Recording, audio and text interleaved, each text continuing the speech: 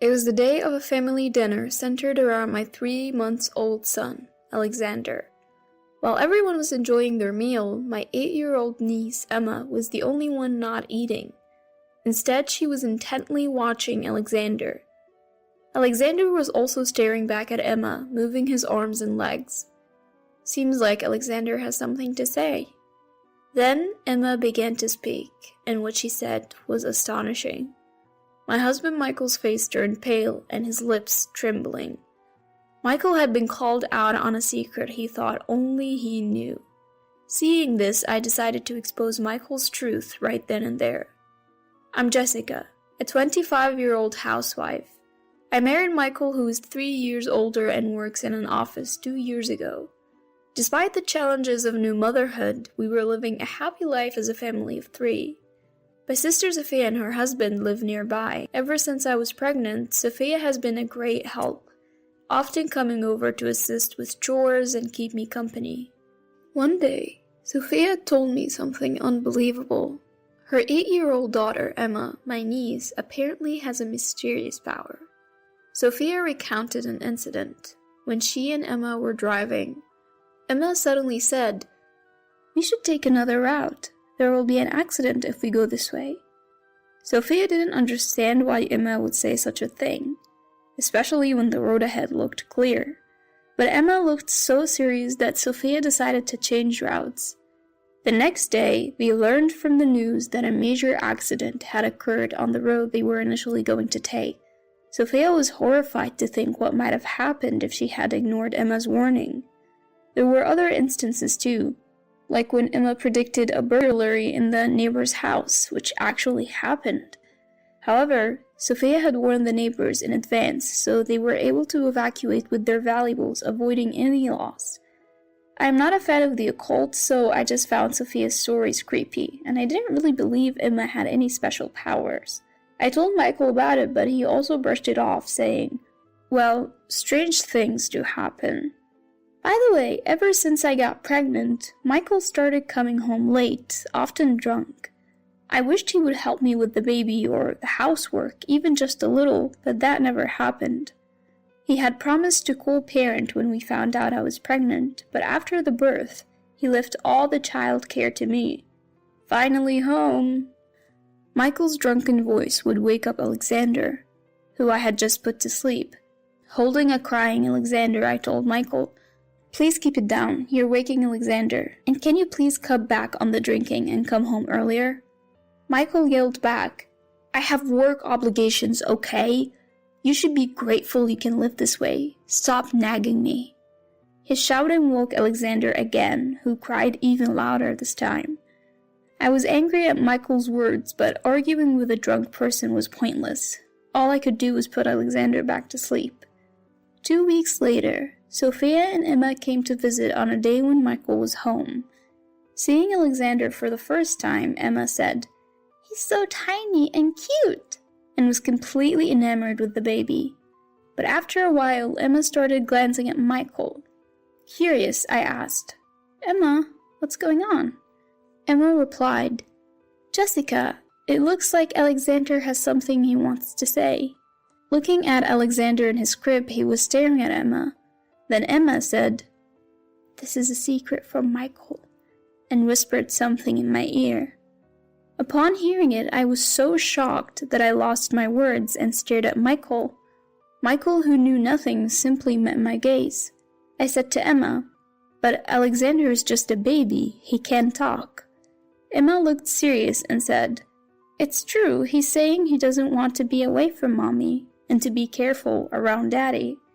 I couldn't believe what Emma was saying, but her earnest expression and teary eyes made me wonder. After Sophia and Emma left, I asked Michael, "Do you have any secrets from me?" Michael quickly replied, "Why would you say that?" "Just asking." "I have no secrets, you have nothing to worry about," Michael said. "All right," I responded, but despite his words, Michael seemed anxious and his behavior was suspicious. Then he started doing something he never does, changing Alexander's diaper. This made me even more suspicious of him. Is Michael hiding something from me? I couldn't get what Emma had said out of my mind, and I started to doubt Michael. The next day, after Michael left for work, Sophia and Emma suddenly showed up. Sophia apologized. Sorry for coming unannounced. Emma insisted on coming over. Emma's expression was dead serious. It's okay, don't apologize. Emma, welcome. Come on in. As I said this, Emma entered and lovingly gazed at Alexander, who was sleeping in his crib. But while I was preparing drinks in the kitchen, I noticed Emma staring intently at Michael's study. Emma, what's going on? I asked. Jessica, it's hidden here, Emma said, pointing at Michael's bookshelf. Upon closer inspection, I found a hidden diary and some documents tucked between the books. I had no idea Michael kept a diary, but curiosity got the better of me and I read it. The diary revealed a horrifying plan that Michael was secretly plotting. I couldn't believe he was capable of such thoughts. My hands were shaking and I thought maybe Emma's mysterious power was real. When I showed the diary to Sophia, she gripped my hand and said, It's okay, I'll protect you. Sophia then suggested, If you're worried, would it be okay if Emma and I come over when Michael is off work? Tears welled up in my eyes, and I felt reassured. Of course, Sophia, thank you. Emma looked up at us, concerned. I guess Emma's mysterious power was real. I'm sorry for doubting it before. Sophia smiled and said, I told you so, but it's good that we found out before anything serious happened. Thanks to Emma, right? Thank you. You're welcome, Emma said, blushing with a shy smile. I felt my love for Michael turning into resentment. I can't let this go. I'll investigate whether what Emma is saying is true, and if it is, I'll get back at him. I decided to confront Michael at a dinner party where both our parents would be present. From then on, Sophia and Emma would visit our home whenever Michael had a day off. At first, Michael was hospitable, but he gradually became irritable whenever Sophia and her family came over. Eventually, despite Sophia and Emma being there, Michael wanted to go out just with me. Sophia, can you watch Alexander while we go on a date? Michael asked, but Sophia declined. Michael, no can do. Alexander cries non-stop without Jessica around. Right, Alexander? Still, Michael persisted. Come on, I think Jessica needs a change of scenery too. Just getting some fresh air could be refreshing. True, but do we need to go out for that? Why not just dip into the garden and get some fresh air? The weather is nice today, it'll feel good. Sophia always managed to counter Michael's arguments without upsetting him, so he had nothing to say. From that point on, Michael became increasingly irritable. Finally, the day of the dinner party arrived. My parents, in-laws, and Sophia's family gathered to have a meal around Alexander. I was busy preparing the dishes I had cooked early in the morning. Look here, Alex. So cute. Michael was filming. Seeing this, my father-in-law murmured, Michael has become a fine father, and my mother-in-law nodded, tears in her eyes. Our son Alexander was also smiling, surrounded by everyone. Then, the dinner party began. In the cheerful atmosphere, only Emma was staring at Alexander without eating. Alexander was also staring at Emma, moving his hands and feet. Sophia said to Emma, Here, your favorite apple juice. But Emma didn't respond. Just when I was wondering if Emma was sensing something again, she said to Michael, Do you love money more than Jessica? The room fell silent at Emma's words, and everyone froze, staring at her. Why would you say that, Emma? I asked. Because that's what Alexander is saying, Emma replied, pointing at him. I exchanged glances with Sophia, but everyone else was confused. Michael chuckled and said, Emma, Alexander can't talk yet. You shouldn't lie like that, lightly touching her head. Emma forcibly shook off his hand. It's not a lie. The baby says Daddy is trying to push Mommy from a high place to get money. You mean me? I would never do such a thing. Alexander loves Mommy, so he's saying to stop being Daddy. While everyone was shocked, only Michael turned pale and his lips began to tremble. Stop messing around. Don't say such ridiculous things." Suddenly, Michael slammed the table and yelled. Emma's face tightened, and Alexander looked like he was about to cry.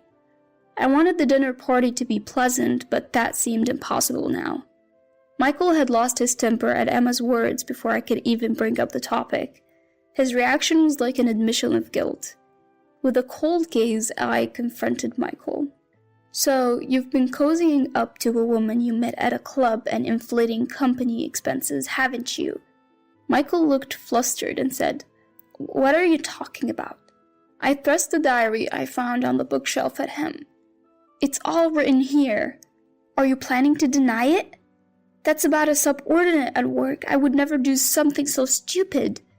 Sweat was forming on Michael's forehead. "Reading someone's diary without permission is an invasion of privacy. I have no reason to be lectured by someone as low as you. What are you trying to say? Still playing dumb? You hatched a terrible plan to fix things before getting caught for embezzling, didn't you?" I opened the diary to the page detailing the criminal plan and shoved it in his face, but Michael looked away. "What is this? These are notes for a novel I thought of writing. Besides, a diary isn't evidence." "Really? Then what do you say to this?" I pulled out some documents. "You know what this is, right? A life insurance policy you hid, with a $100,000 payout on me. What were you planning?" Michael started to panic. "That is, you planned to kill me, collect the insurance money, and repay the embezzled funds. Isn't this solid proof?" Stuck for words, Michael could only say, "No." Emma had secretly told me this when she first met Alexander. "Michael wants money and is planning to push you from a high place." From that moment, although I found it hard to believe, I started to suspect Michael. Both sets of parents were frozen in shock. Cornered, Michael had nothing to say and hung his head, but then suddenly fell to his knees, clinging to my leg. "Jessica, I'm sorry. Please pay back the money I used." "Why should I?" Michael looked like he was about to cry. "Don't say that. We're married, right? Please, if the company finds out, I'll be fired. How will we live?" Michael had trivialized my life for his own benefit. I deeply regretted ever being with such a person. I peeled off the clinging Michael and said, "I can't be married to someone as horrifying as you. It's bad for Alexander too, so let's get a divorce." I then thrust a pre-filled divorce application at him. I also demanded a $20,000 settlement and $500 a month in child support. "No way! Alexander is still young. Paying that much money forever is a joke." "Stop arguing and sign the divorce papers already." Michael was stomping on the ground and wailing like a child. His pathetic display made me feel nauseous. Then my father-in-law, who had been silent until now, shouted, "Michael, enough is enough." He probably couldn't stand to see Alexander witnessing such disgrace any longer. "You have no right to refuse the divorce and the settlement." Pressured by his father, Michael reluctantly signed the divorce papers. After that, my in-laws apologized to us profusely and took Michael away, almost dragging him. The next day, I submitted the divorce papers to the court. I also contacted Michael's company to report his suspected misuse of company funds. Soon after, his misdeeds came to light, and he was apparently fired. To pay the settlement, child support, and restitution to the company, Michael had to sell his house. Now he's working as a living construction worker from morning till night. I considered reporting this to the police, but in the end, there was no evidence other than what Michael had written in his diary. So I decided to be grateful that, thanks to Emma and Alexander, the incident was prevented. Now I'm back at my parents' home, living a peaceful life with Alexander. Sophia and Emma come to visit Alexander almost every day. Alexander says he's happy to be with mommy all the time. Emma told me this, and it put my mind at ease. I wonder if there is a way of communicating that only Emma and Alexander understand. And is it something that adults can't grasp? While pondering these thoughts, I look at Alexander's joyful smile, and vowed to continue pouring my love into him and protecting him with my own hands.